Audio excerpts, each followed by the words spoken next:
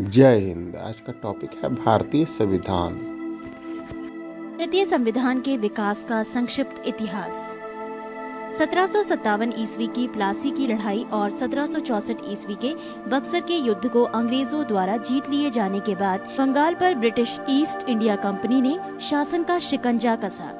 इसी शासन को अपने अनुकूल बनाए रखने के लिए अंग्रेजों ने समय समय पर कई एक्ट पारित किए जो भारतीय संविधान के विकास की सीढ़ियां बनी। वो निम्न है: 1773 ईस्वी का रेगुलेटिंग एक्ट। इस एक्ट के अंतर्गत कलकत्ता प्रेसिडेंसी में एक ऐसी सरकार स्थापित की गई जिसमें गवर्नर जनरल और उसकी परिषद के 4 सदस्य थे जो अपनी सत्ता के उपयोग संयुक्त रूप से करते थे। इसकी मुख्य बातें इस प्रकार हैं: 1. कंपनी के शासन पर संसदीय नियंत्रण स्थापित किया गया। 2. बंगाल के गवर्नर को तीनों प्रेसिडेंसियों का गवर्नर जनरल नियुक्त किया गया। 3. कलकत्ता में एक सुप्रीम कोर्ट की स्थापना की गई। 1784 ईस्वी का पिट्स इंडिया एक्ट। इस एक्ट के द्वारा दोहरे प्रशासन का प्रारंभ हुआ। 1. कोर्ट ऑफ डायरेक्टर्स व्यापारिक मामलों के लिए। 2. बोर्ड ऑफ कंट्रोलर राजनीतिक मामलों के लिए। 1793 ईस्वी का चार्टर अधिनियम। इसके द्वारा नियंत्रण बोर्ड के सदस्यों तथा कर्मचारियों के वेतन आदि को भारतीय राजस्व में से देने की व्यवस्था की गई। 1813 ईस्वी का चार्टर अधिनियम। इसके द्वारा 1. कंपनी के अधिकार पत्र को 20 वर्षों के लिए बढ़ा दिया गया। 2. कंपनी के भारत के साथ व्यापार करने के एकाधिकार को छीन लिया गया, किंतु उसे चीन के साथ व्यापार एवं पूर्वी देशों के साथ चाय के व्यापार के संबंध में 20 वर्षों के लिए एकाधिकार प्राप्त रहा। 3.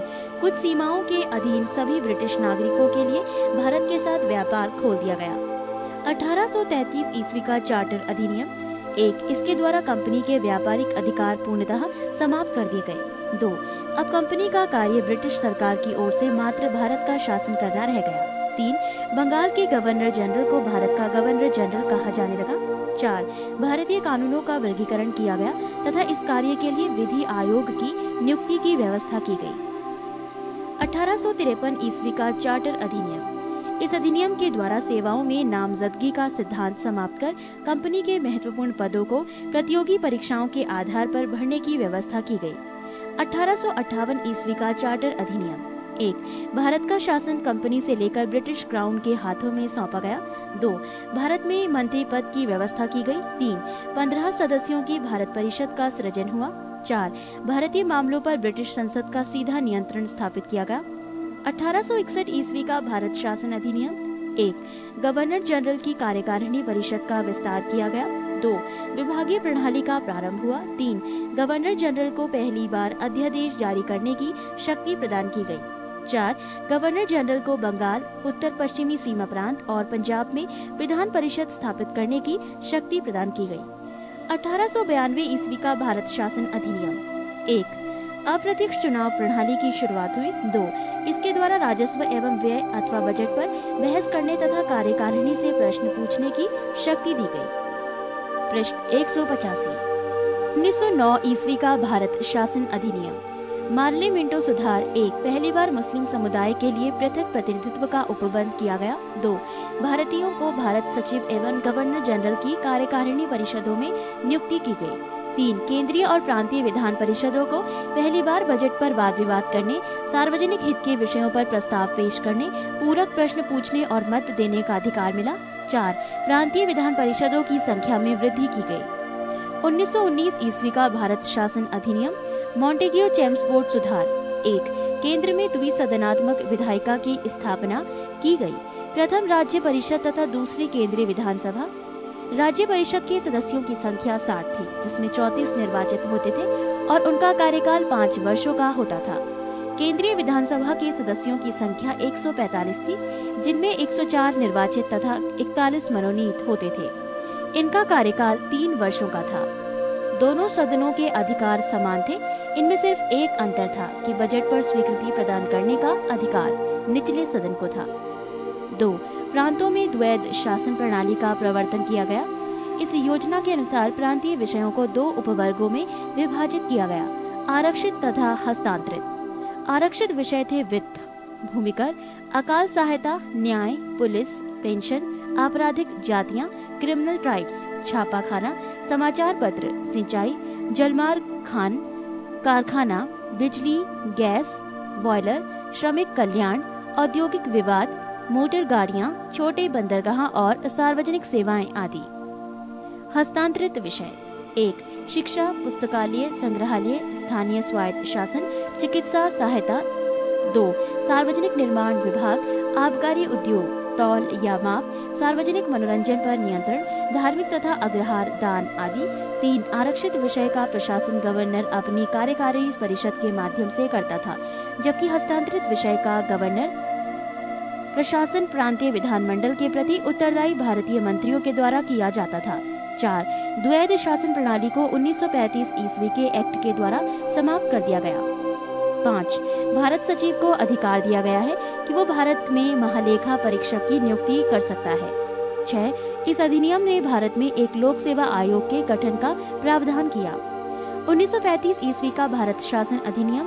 1935 ईस्वी के अधिनियम में 451 धाराएं और 15 परिशिष्ट थे। इस अधिनियम की मुख्य विशेषताएं इस प्रकार हैं। 1. अखिल भारतीय संघ। ये संघ 11 ब्रिटिश प्रांतों, 6 चीफ कमिश्नर के क्षेत्रों और उन देशी रियासतों से मिलकर बनना था जो स्वेच्छा से संघ में सम्मिलित हों। प्रांतों के लिए संघ में सम्मिलित होना अनिवार्य था, किंतु देशी रियासतों के लिए ये ऐच्छिक था। देशी रियासतें संघ में सम्मिलित नहीं हुई और प्रस्तावित संघ की स्थापना संबंधी घोषणा पत्र जारी करने का अवसर ही नहीं आया। 2. प्रांतीय स्वायत्तता। इस अधिनियम के द्वारा प्रांतों में द्वैध शासन व्यवस्था का अंत कर उन्हें एक स्वतंत्र और स्वशासित संवैधानिक आधार प्रदान किया गया। 3. केंद्र में द्वैध शासन की स्थापना। कुछ संघीय विषयों, सुरक्षा, वैदेशिक संबंध, धार्मिक मामले को गवर्नर जनरल के हाथों में सुरक्षित रखा गया।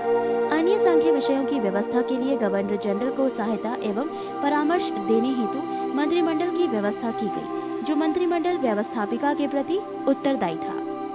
4. संघीय न्यायालय की व्यवस्था। इसका अधिकार क्षेत्र प्रांतों तथा रियासतों तक विस्तृत था। इस न्यायालय में एक मुख्य न्यायाधीश तथा 2 अन्य न्यायाधीशों की व्यवस्था की गई। न्यायालय से संबंधित अंतिम शक्ति प्रिवी काउंसिल लंदन को प्राप्त थी। पृष्ठ 186। 5. ब्रिटिश संसद की सर्वोच्चता। इस अधिनियम में किसी भी प्रकार के परिवर्तन का अधिकार ब्रिटिश संसद के पास था। प्रांतीय विधानमंडल और संघीय व्यवस्थापिका इसमें किसी प्रकार का परिवर्तन नहीं कर सकते थे। 6. भारत परिषद का अंत। इस अधिनियम के द्वारा भारत परिषद का अंत कर दिया गया। 7. सांप्रदायिक निर्वाचन पद्धति का विस्तार।